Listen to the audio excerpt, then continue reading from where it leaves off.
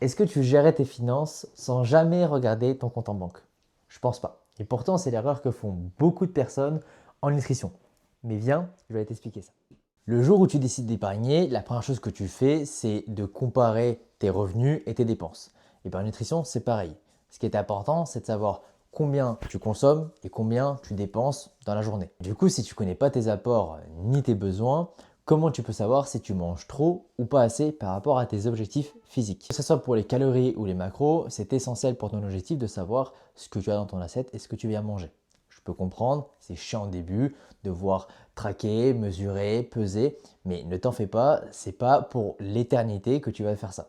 Car une fois que tu as pratiqué et que tu as compris les mécanismes et les valeurs des aliments ainsi que ce que tu as besoin, tu n'as plus besoin de le faire tous les jours au gramme près. Il faut voir le tracking ou le fait de peser son alimentation comme un levier d'apprentissage. Bien évidemment, ça ne va peut-être pas correspondre à tout le monde. Selon la relation que vous avez avec l'alimentation, ça peut être aussi plus compliqué et donc déconseillé de venir peser vos aliments. Mais rassurez-vous, il y a d'autres méthodes. Ça peut être visuellement, dans une assiette, avec des poignées, avec des scoops, bref. Ça ne se limite pas juste à une balance et à des grammes. Et peu importe la méthode, l'objectif reste le même. Comprendre ce que tu viens consommer. J'espère que cette vidéo t'a plu. N'hésite pas à liker, commenter, partager et surtout à t'abonner si jamais tu veux atteindre tes objectifs physiques de manière saine et durable. Je te dis à la prochaine.